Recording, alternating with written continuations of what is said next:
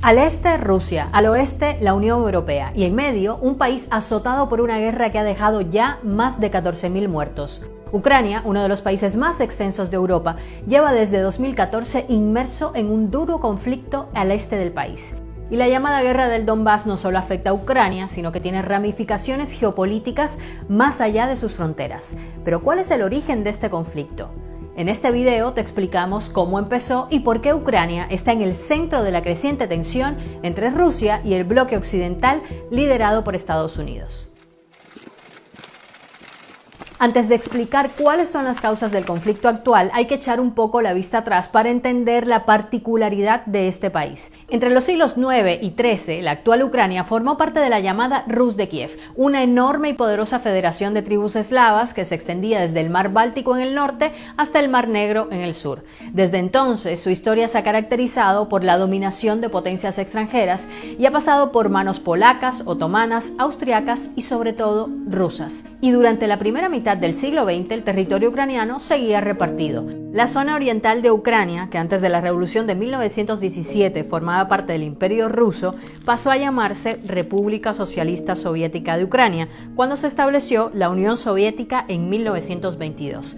La zona occidental se encontraba entonces principalmente en manos polacas, pero fue con la repartición de territorios durante la Segunda Guerra Mundial que la zona bajo dominio polaco y otras regiones colindantes pasaron a formar parte de la República Socialista Soviética de Ucrania.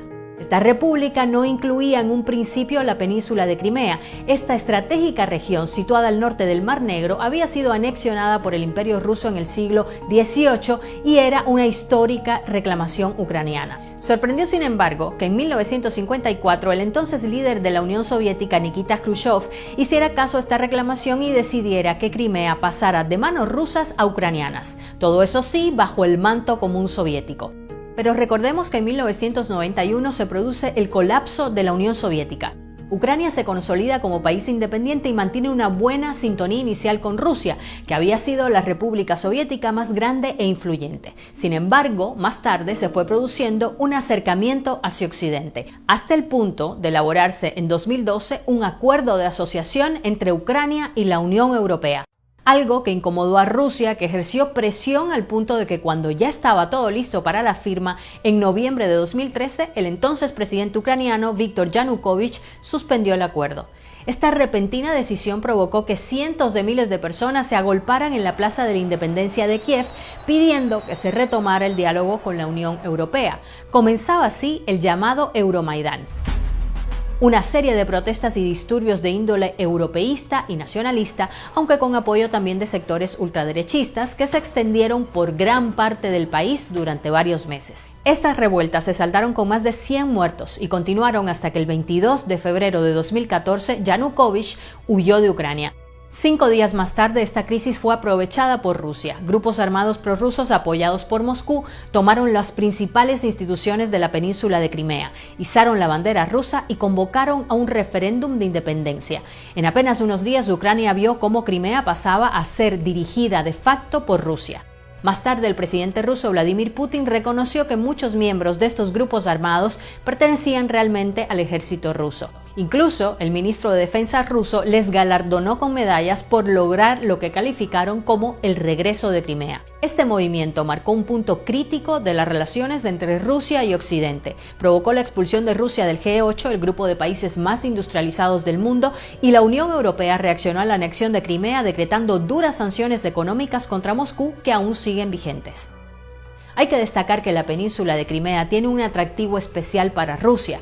En la localidad de Sebastopol, al sur de Crimea, se encuentra la principal base naval rusa en el Mar Negro. Desde la independencia de Ucrania, Moscú pagaba una tasa anual a Kiev por el uso de esta base, algo que ya no necesita hacer con su anexión.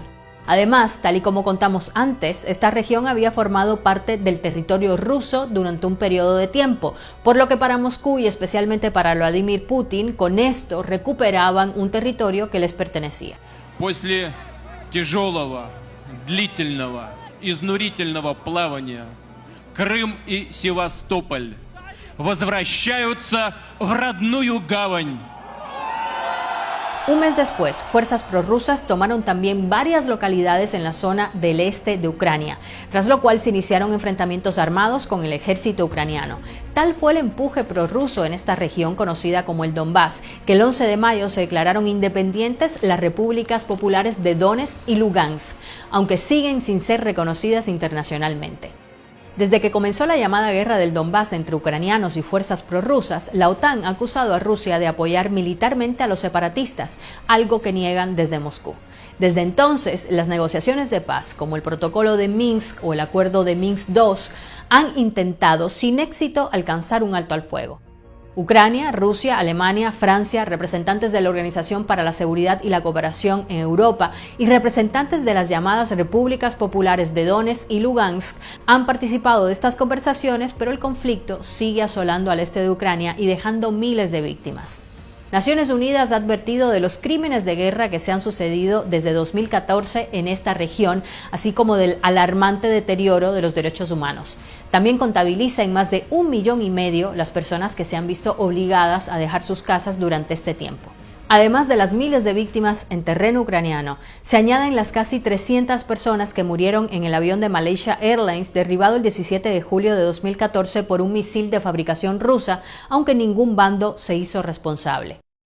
Pero, ¿qué implicaciones geopolíticas y económicas tiene este conflicto? Para empezar, Rusia y Ucrania comparten lazos históricos, étnicos y culturales. Precisamente en las regiones en conflicto, la mayoría de la población habla ruso en lugar de ucraniano, y esta es una de las razones que dan quienes defienden la anexión de estas regiones ucranianas desde Moscú. Por su parte, la Unión Europea y Estados Unidos ven en Ucrania un potencial aliado a nivel estratégico y militar justo a las puertas de Rusia, y según algunos analistas, esto es lo que precisamente quiere evitar Putin.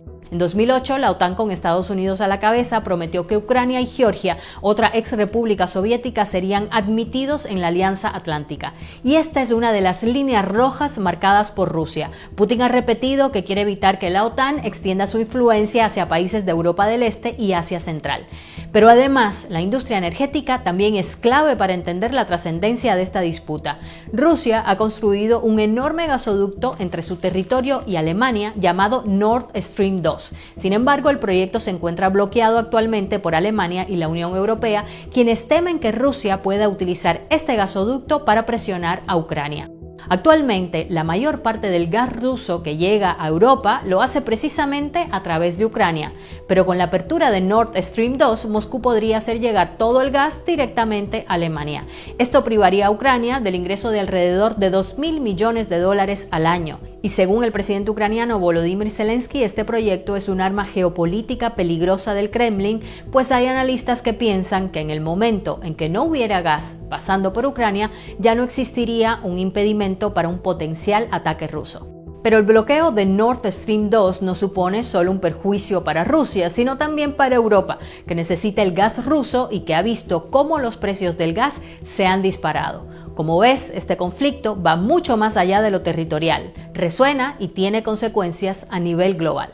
Bueno, y si te interesa particularmente la historia y quieres ahondar un poco más en contexto sobre esta relación entre Ucrania y Rusia, te invito a que veas en la playlist Historia de nuestro canal de YouTube el video que se llama Cómo se disolvió la Unión Soviética. ¿Qué te pareció este que acabas de ver en particular? Eso déjalo escrito aquí abajo. Ya sabes, si te gustó, compártelo, dale like, suscríbete si no lo has hecho todavía y con ustedes nos vemos la próxima en un nuevo video. Chao.